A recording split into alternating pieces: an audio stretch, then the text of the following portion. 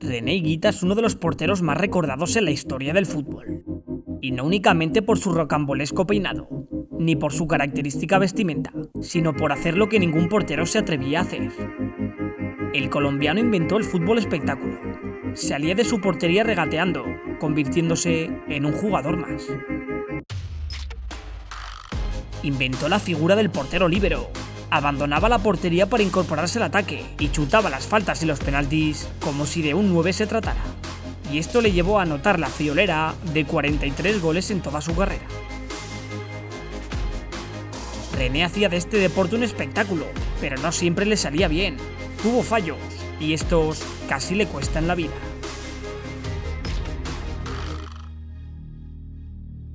Pero es que el loco, como lo apodaron algunos, era un portero único, capaz de hacer paradas increíbles, incluso inventar las suyas propias, haciendo frivolidades como la del escorpión, convirtiéndose esta en la parada más famosa de la historia. Hoy vamos a disfrutar conociendo la carrera de René Higuita, el loco de la portería.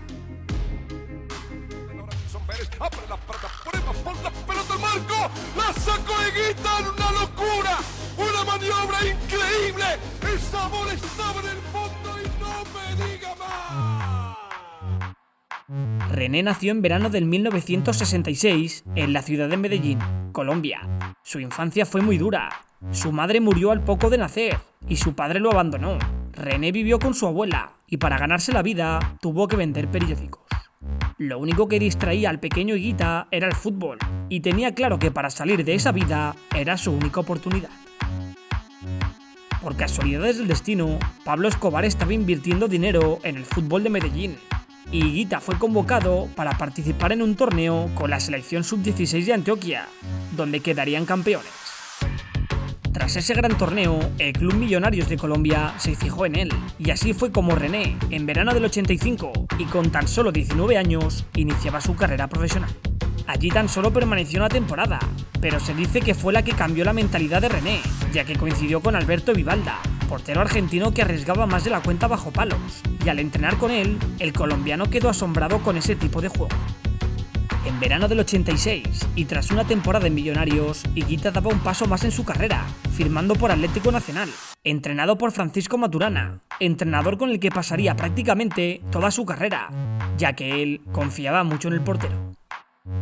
Con Nacional permanecería 5 temporadas, en las cuales anotó 21 tantos, y es que no es casualidad, ya que allí Maturana le dio la confianza necesaria para que Higuita saliera de la portería, y eso hizo que el colombiano comenzara a llenar estadios. La gente en Colombia hablaba mucho de él. Pero si en Nacional se le recuerda por algo, sin dudas por lo que ocurrió el 31 de mayo de 1989, cuando Atlético Nacional se coronó campeón de la Copa Libertadores de América, siendo este el primer equipo colombiano en conseguir el trofeo. La final se jugó contra el Club Olimpia de Paraguay, y tras empatar el partido, todo se definiría mediante los 11 metros, parando 4 penaltis y anotando el suyo, partido que quedará para la historia. Tras ese torneo se dio a conocer en Colombia, pero si algo lo hizo famoso a nivel internacional fue el Mundial de 1990 celebrado en Italia.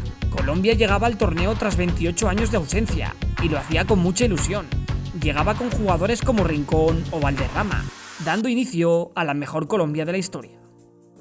En fase de grupos se enfrentaron a Yugoslavia, los Emiratos Árabes y Alemania, y Higuita tuvo una actuación sublime, paró un penalti y dejó destellos nunca vistos hasta el momento.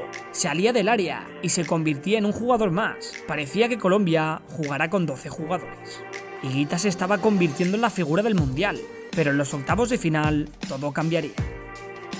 Los cafeteros se enfrentaron a Camerún, donde tras un error del arquero, cuando intentaba regatear a Roger Milla, supuso el 0-2 para los africanos. Colombia terminó perdiendo el partido 1-2 y cayendo eliminado del Mundial. Y todos los goles son errores. En esa oportunidad me tocó pagarlo a mí. Regresó con su club y allí se le quitarían las penas. Higuita continuó desplegando su trambólico juego para volver a conquistar títulos. Ese año logró la Copa Interamericana y la deseada Liga Colombiana. Tras esa gran temporada, en verano de 1991, el loco tuvo un error tremendo. Fue a visitar a la cárcel a Pablo Escobar. La prensa comenzó a malmeter sobre él y el país se dividió. Para algunos era un ídolo, pero para otros un aliado de la mafia. Comenzaron a decir que el colombiano era un mafioso y muy mujeriego. Yo creo que el peor error mío es ser mal marido. De resto, en el fútbol todo se puede dar. Tal vez en esto último tenían razón, pero es que la presión de la prensa fue tanta que decidió marcharse a España. En Valladolid estaba Maturana en el banquillo y su amigo de la selección Valderrama, así que se marchó con ellos. En Valladolid tan solo permaneció media temporada, porque no encajó. El fútbol tan serio de España no le gustó, así que tras 15 partidos en Zorrilla, decidió volver a casa en el mercado invernal. En enero del 92 regresó a Nacional, con 26 años de edad. Estaba en la flor de la vida, pero las malas noticias comenzarían a caer con fuerza sobre René. Tras 2 temporadas con Nacional y completar la clasificación para el Mundial del 94 con Colombia, el guardameta sería arrestado en verano del 93. Se le acusó de estar implicado en un caso de secuestro con Pablo Escobar. Sin entrar mucho en ese tema, Higuita permaneció encerrado 6 meses, y esto hizo que se perdiera el Mundial del 94, el de Estados Unidos.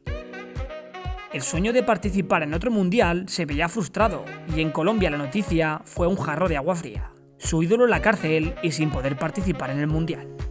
Dígale al fiscal gracias. Fiscal, Diga gracias señor fiscal por tener a mi papá. Tras esos 6 duros meses, Higuita volvía con fuerza nacional, intentando dejar de lado toda la polémica con títulos, y eso hizo. Ganó el campeonato colombiano de 1994, además de llegar a una nueva final de la Libertadores, marcando en las semifinales ante River Plate. Lamentablemente no pudieron conseguir el título, ya que perdieron la gran final ante el Gremio brasileño. Pero sin duda, lo que haría que Higuita pasara a los libros de la historia fue lo que ocurrió el 8 de septiembre de 1995, en el mítico estadio de Wembley. Se inventó la acrobacia del escorpión para sacar el balón de la portería, y es que a René le gustaba darle emoción al asunto, pero con esta parada superó todos los límites. Más adelante dijo que esta maniobra se le ocurrió en un anuncio publicitario y reconoció que le gustaba hacer lo imposible dentro de la seriedad del fútbol. A muchos no les gustaba porque decían que se burlaba de este deporte, pero a otros les encantaba este fútbol espectáculo de René. Tras esa parada, muchas marcas se interesaron por él y René comenzó a hacer su famoso escorpión con más frecuencia. Ese año participó con la selección en la Copa América celebrada en Uruguay. Ya como reclamo mediático, continuó ofreciendo espectáculo y con sus paradas logró llevar al tercer puesto a los cafeteros. Tras 2 temporadas más con Nacional y a la edad de 31 años, dejaría su casa para fichar con Tiburones Rojos de México. Una vez a partir de allí, la carrera de Higuita iría en declive. En 1998 decidió no asistir al Mundial, ya que estaba en baja forma, además de dejar la selección colombiana, tras ser suplente en la Copa América del 99. Y a nivel de clubs, todo sería un caos. En menos de 5 años, jugó en 6 equipos, de la Liga Colombiana y de la Liga Venezolana, hasta que en el año 2004 dio positivo por consumo de drogas, y esto hizo que fuera sancionado durante 6 meses. Después de eso decidió dejar el fútbol, pero no fue por mucho tiempo, ya que en 2007 volvería a los campos de fútbol para jugar con Guaros de Venezuela. Tras una temporada allí, se marchó a su tierra natal para jugar con Deportivo Pereira, donde tras media temporada y en el año 2008 decidía colgar los guantes de forma definitiva. Esta ha sido la historia de René Higuita, para algunos un loco, pero para otros uno de los mejores porteros de la historia. Sin duda, un ídolo en Colombia y una de las figuras más reconocidas bajo palos, pero de lo que no hay dudas es que hizo de este deporte algo mucho más divertido.